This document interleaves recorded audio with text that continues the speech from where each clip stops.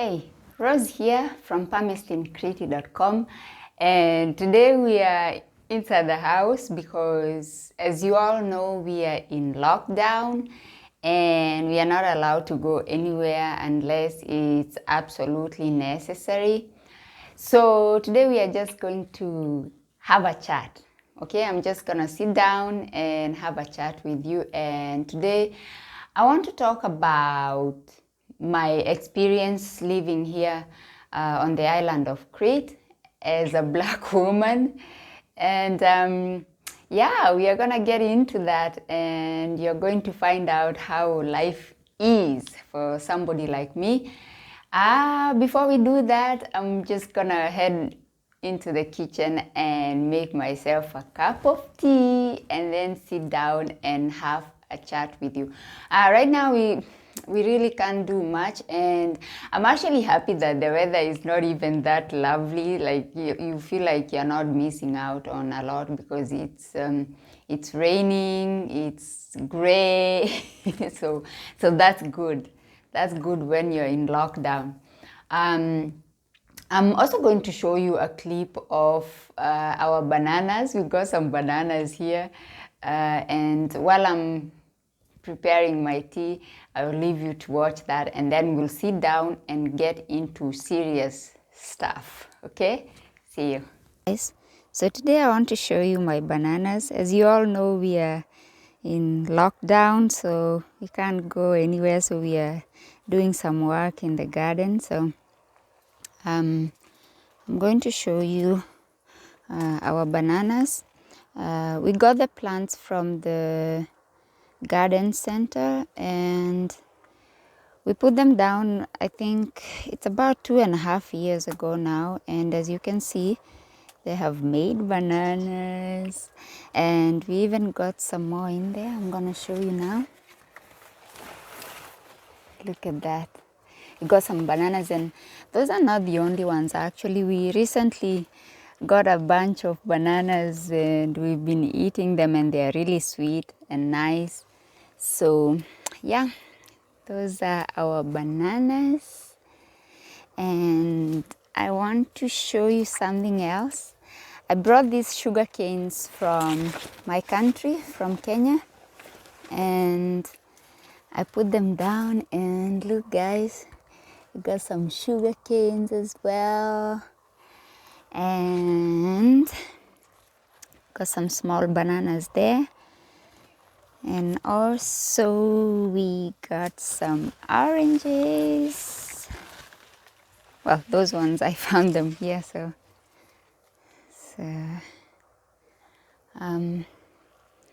and this tree here, it's an apricot tree. I planted this one myself I got some apricots and I took out the seeds and I put about 4 of them down, and I only managed to get one to grow. So I got an apricot tree there, and I planted this orange as well. We got a snail there misbehaving.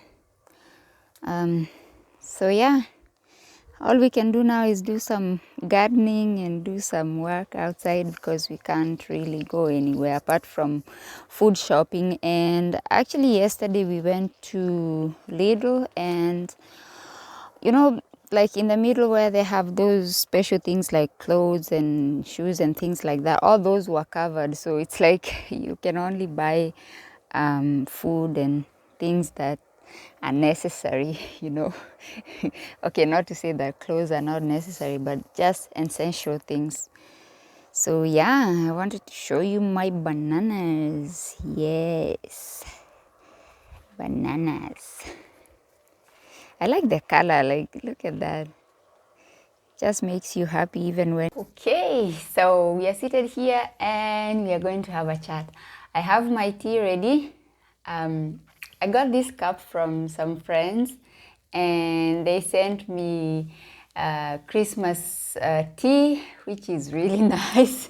We are getting into Christmas mood. So I'm sitting here with my tea and we are going to have a chat. So I have prepared some questions that I think maybe you would have asked me, And those are the questions I'm going to answer in regards to living on the island of Crete.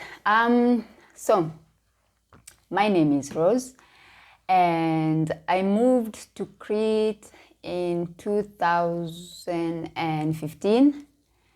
And I came to live here with my husband because he was living here. And the first challenge I faced when I moved here was, of course, the paperwork. It was really complicated, I must say.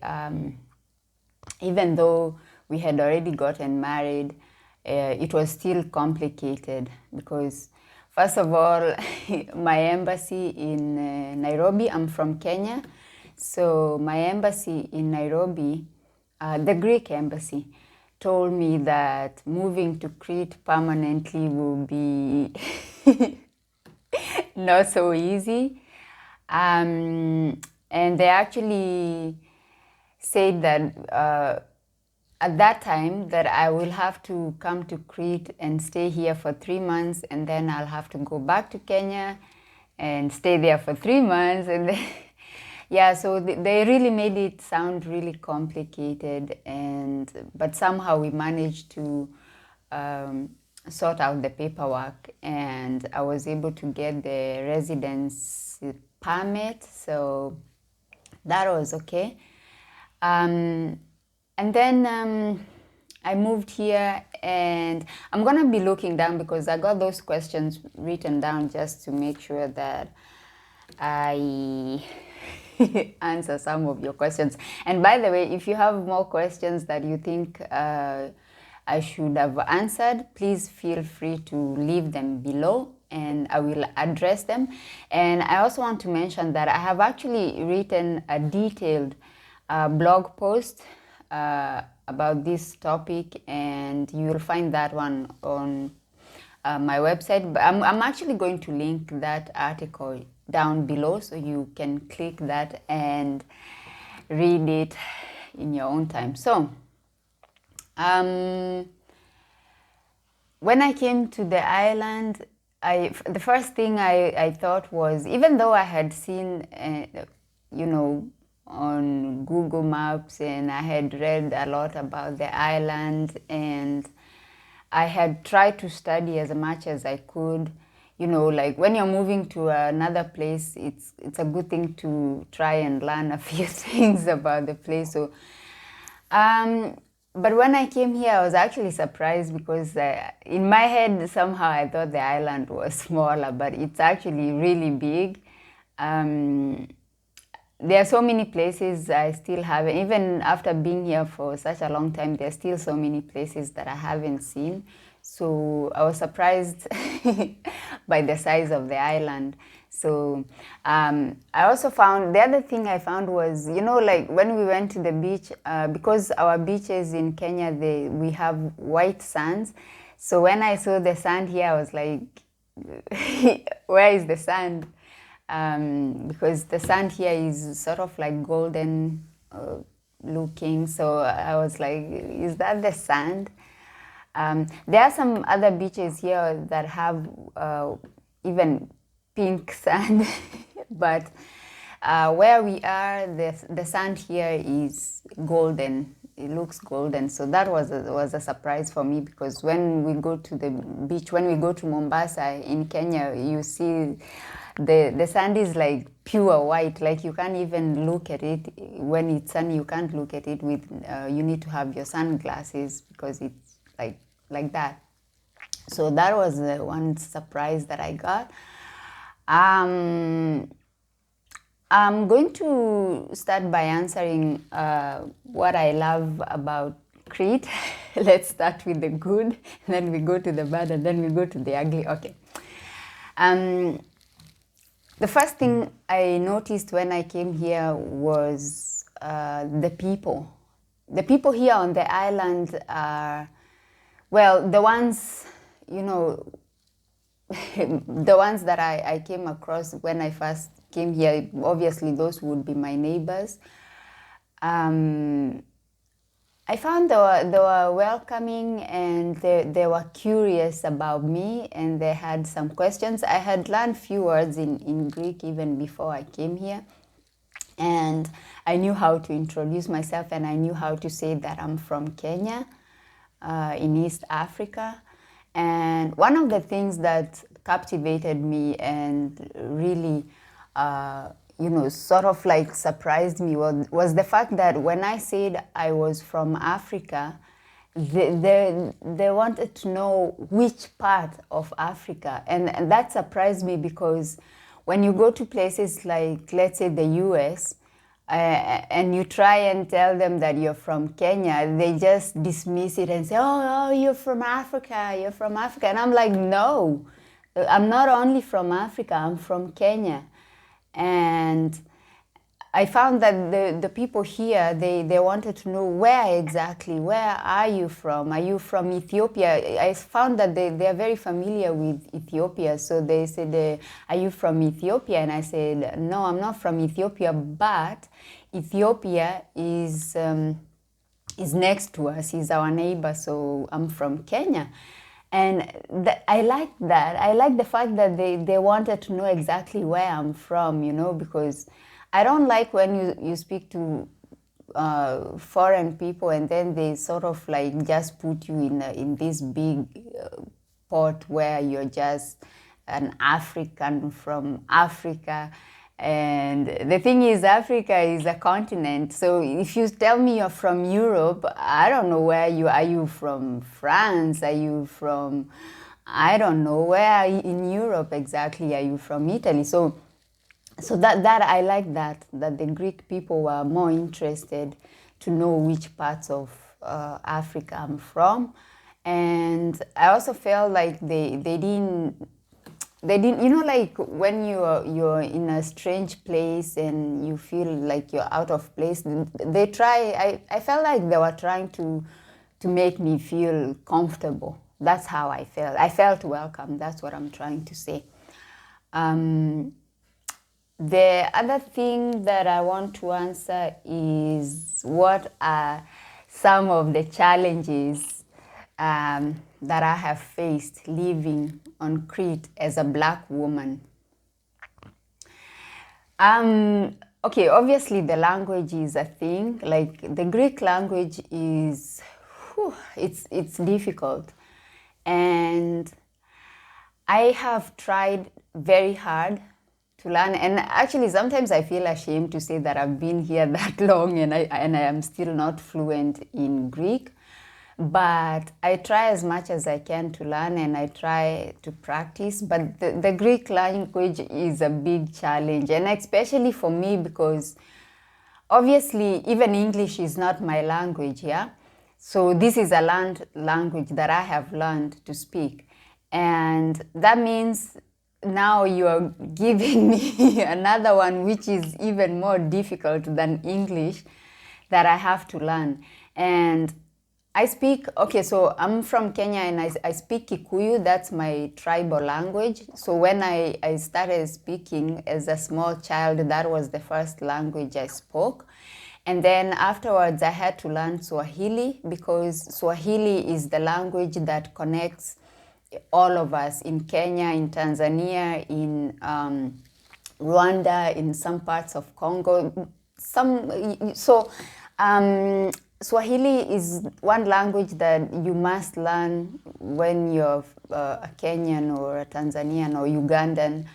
So, because if you don't speak Swahili, then you will not be able to communicate with other people from other tribes. I have a friend who lives in France, and she's not from my tribe, and we've been friends for over 20 years, and we speak in Swahili. So that's what I'm trying to say, that you have to learn Swahili in order for you to communicate with the rest of the tribes in Kenya, and also to communicate with our neighboring countries like Uganda and Tanzania. So what is my point? My point is, I had to learn Swahili, and then on top of that I had to learn English. And I'm older. Obviously when I was younger it wasn't a problem, but now that I'm older I have to learn Greek. And I'm actually finding it really challenging, and I'm trying very hard. So that's one of the challenges that I'm facing living on the Greek island of Crete, the language, but I'm working on it. I'm trying. The next one, and this is a big one, like it's the hair. I am 100% African, so I got 100% African hair. And when I came here, I didn't actually even think that could be a thing, okay? So when I went to a hair salon in Hanya, because somebody had suggested this particular hair salon, and she told me that guy has worked in the US, has worked in many places, so he knows how to handle different kinds of hair. So I went and I asked him, I said, so can you do my hair? And he said, he looked at my hair and he was like, what do you want me to do? I'm like, you're the stylist. So like, what can you do with my hair? And he's touching my hair and he's like, I said, can you do braids? And he's like, no. And then I was like, so can you put extensions in, He was like, no, me African hair, no. So that was a thing. So yeah, hair has been my greatest. Actually, you know what?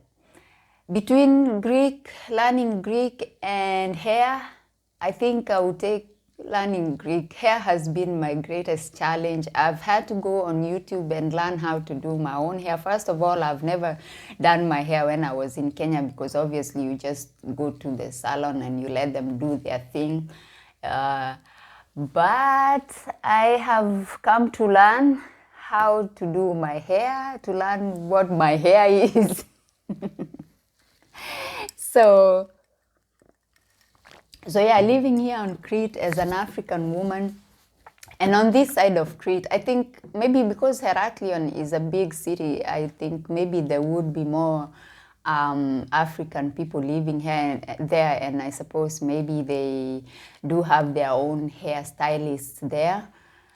Well, maybe as well as Hanya, but the thing is, because we don't live in Hanya, I won't be able to find, which places I should go for my hair. And also when we go to Hanya, I don't see many African women, and the ones I see, I'm sorry if you're watching this and you live here in Hanya or you live here in Crete, and I'm sorry if I have met you in Hanya, because I saw this African woman in Hanya, and I have found out like a way to see if somebody actually lives here on the island or they're just tourists. So I saw this lady and I could tell that she lives here. I could tell, first of all, she had lots of shopping, and she was also speaking in Greek. So I knew she lived here. So I was like, yes, I'm gonna, the first thing I see when I see a black woman, the first thing I look at is their hair, to see if their hair is done. So I could see that her hair was done, and I was so excited, and I wanted to go and say hello and introduce myself so I can ask her where she did her hair. So I try and approach this lady, and I'm like, excuse me, hi. And she gives me this look that says, stay away from me.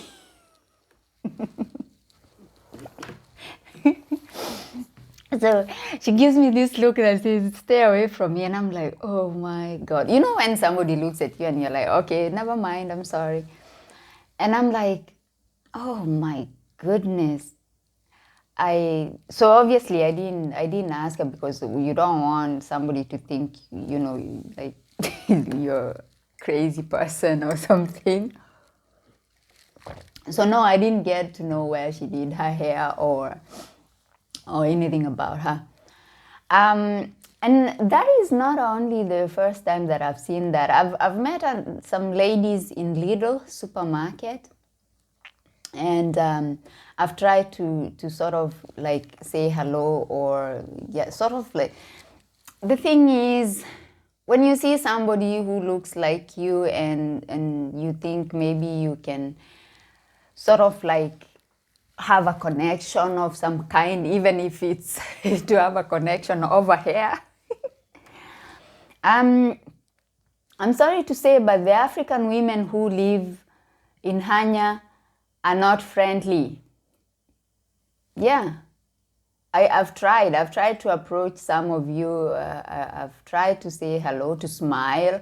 You smile at somebody, they look at you like, go away, stay away from me. I'm like, I don't need anything from you. I just want somebody to talk to and ask about hair, please. So yeah, those have been some of the challenges that I've faced here living on Crete. There aren't many African, I haven't seen any African people here. And apart from that, what else?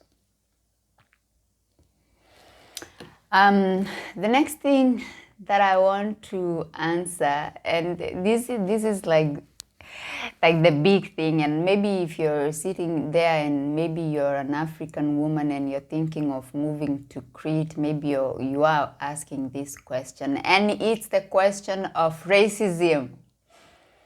I must say, where I live, I have nothing bad to say about where I live and the people that I have come to know. And especially since now I speak a few words in Greek, I can express myself a little bit better than when I first came here. And I have spoken to many people also because since I run a blog, I need to speak to people and find out a few things, and so I can also talk about them. And I have found the Greek people, because I have lived in the US for well, not long, but I have lived there. And one of the things I saw there is that being an African, it's actually not just being black. It's being black and being an African from Africa. Things are very different in comparison to here, where I am talking to white people, Greek people, and they sort of like, it's like sometimes they don't even notice like you're black. We just speak and we talk about my country, we talk about their country, and we just talk like, like we are on the same level. And I like that. I like when somebody speaks to you like you are on the same level, Like, they don't ask questions like, do you live on top of trees, or do you have electricity? Do you have there's those questions people ask you, and you're like, what do you mean? Like, do we have houses? So yes, of course, life is hard everywhere. Life, the same in Africa. We have poor people. Yes, we do. We have poor people. We have middle class people, and we have rich people. And I think in every country, that is how it is. It's only that maybe in the US or in Europe, in some countries in Europe, maybe the level of poverty would not be compared to the level of poverty in my country, in Kenya. I wouldn't say Africa, I'll just speak of Kenya, because there are so many other African countries that I haven't visited. So yes, we have those classes. We have rich people, we have poor people, and we have middle class people. So what I'm trying to say is that I haven't felt like somebody is talking to me in a way that you are inferior. Do you know how to use things or whatever? And I like that. Racism, it's not just about you're black or you're this. It's also about somebody speaking to you in as if you're in a lower level than them, just because you're African, just because you're Kenyan. Somebody just assumes just because you're Kenyan, you are not worthy to be spoken to in respect or in a level of just having a conversation with another human being. All right? So I like that. I like that about the Greek people, the ones I have interacted with. And it's not just, actually, let me say this. It's not just about my neighbors or the people around me. It's about me going to Heraklion. I went to Heraklion. As you're going to see, if you go through my other videos, you'll see that we had visited the palace of Knossos. So obviously I don't live in Heraklion. And when I went there, we stayed there for a while, and you just spoke to people. I spoke to people in Greek, and they don't, they don't make you feel like, so you are African, you've come to my country, and I like that. I like the Greek people, how they see things, how they just talk to you. And my thing is, if somebody, it's already difficult for me to be living in this country where my relatives are far away from me and they can't even come and visit me because you guys, as you know, the borders are closed to Africa, like Africans. Having a hard time to get visas to visit Europe and US and places like that. So me being here, the fact that I can see people are not taking me in a way that would add to my sadness as far as me missing my relatives. It's good. It's good to actually have that side of thing where, even though maybe you cannot know deeper into people's thoughts, what they are thinking about you, but at least they're not making you feel like, you don't belong here, go back to where you came from and things like that. Because one of the things that I was very concerned about when I was moving here was the feeling of, like you don't belong, okay? Yes, I cannot, obviously, because of the language barrier, I cannot go very into their lives or be able to interact properly because I cannot communicate properly. But when you see somebody smiling at you and saying Kalimera, something like that, it's good. So no, I haven't felt any kind of racism here. The only thing I find is curiosity, if I may say, especially when it comes to little children. They when I first came here, they used to stare at me and look at me and look at me. Then I would smile, and then they wouldn't know what to do. There was this time we went to the hospital in Hanya, and I was standing there, and there was this little boy with his grandfather, and they're standing there, and they're looking at me, and the little boy is looking at me, and he's like, he asked the grandfather in Greek, of course, but I understood what he said, and he said, Grandpa, what happened to her?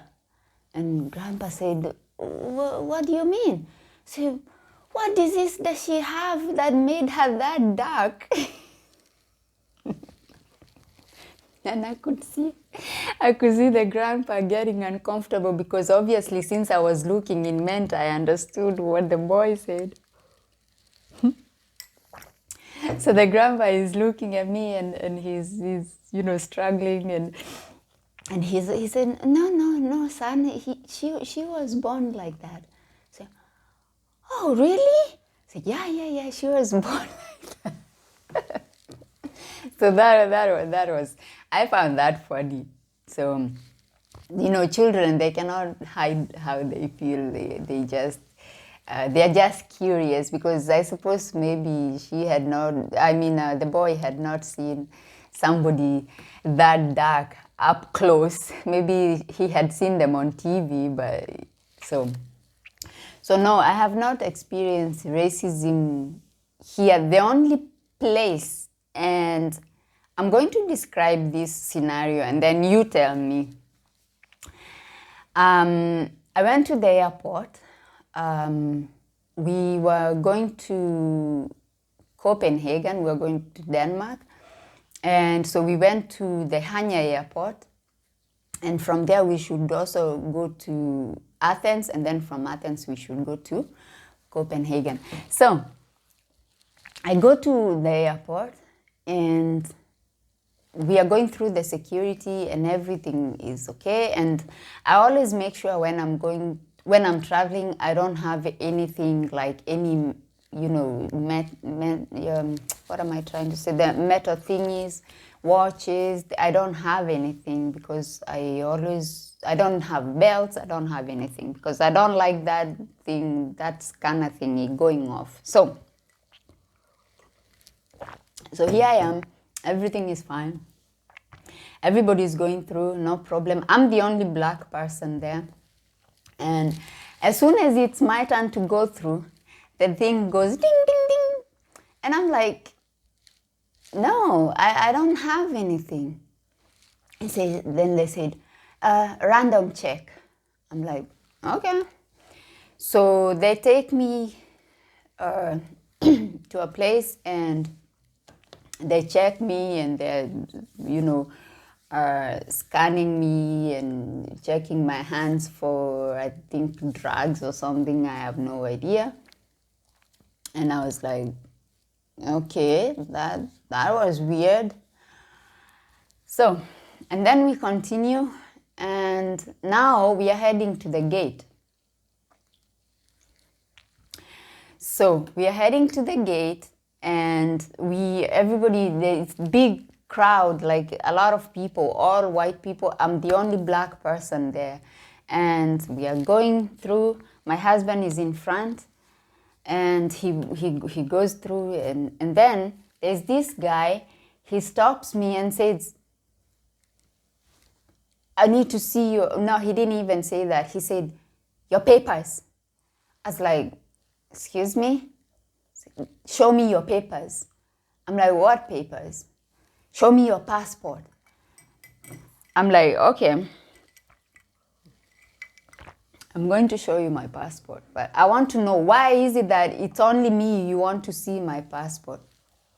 Say, don't ask questions. Show me your passport. I was like, okay. So I show him my passport and my residency card. And then there was a thing there, and he made all kinds of things. And I said, because he was saying that the photo on my residency card looks different from how I looked. Now, perhaps I had a different hairstyle. That could be possible.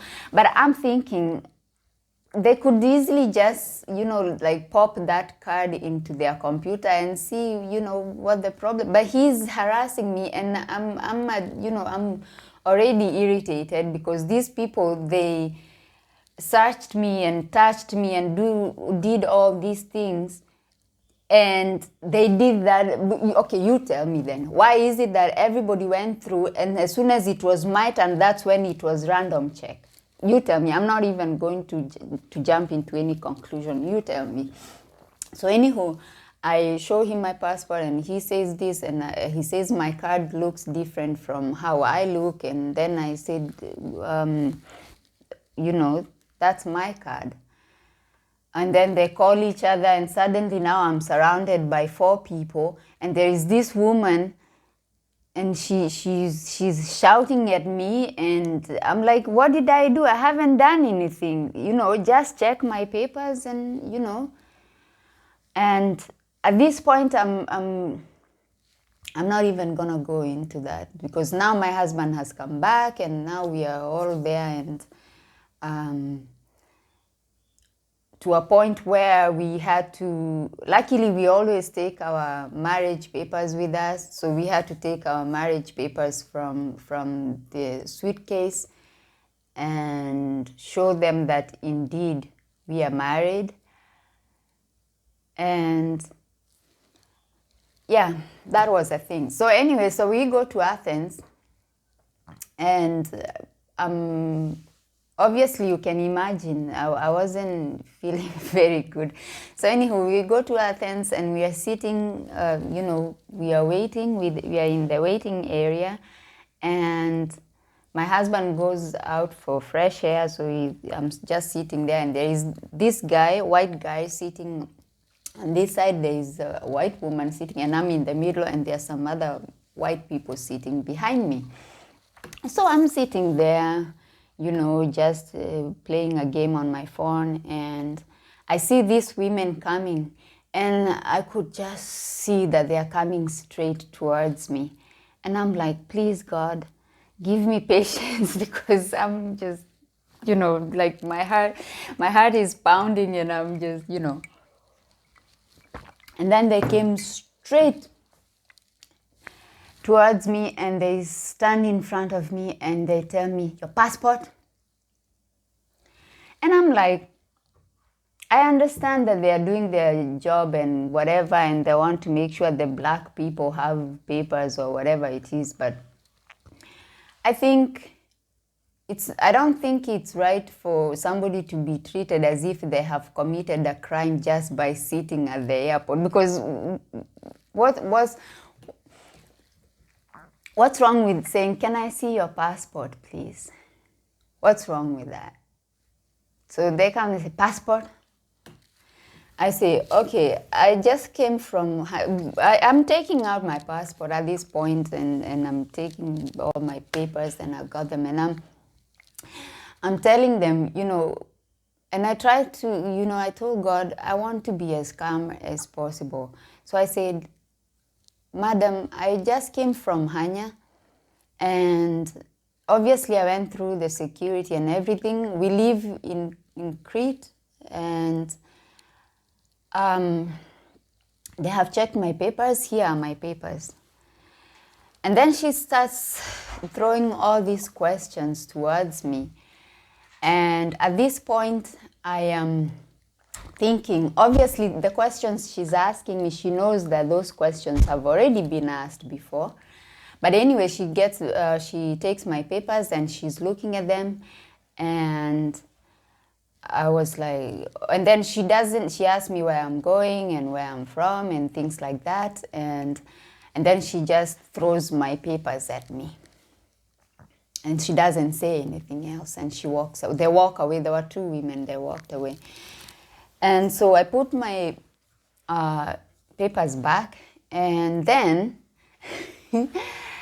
few minutes later, there is this other woman who comes to do the same thing. And at this point, I am so, you can just imagine. So anyway, I'm going to leave this here, and I want you to make your own conclusion and tell me in the comments below what you think about that. And so what I'm trying to say, it's only at the airports that I have had, those kinds of, issues.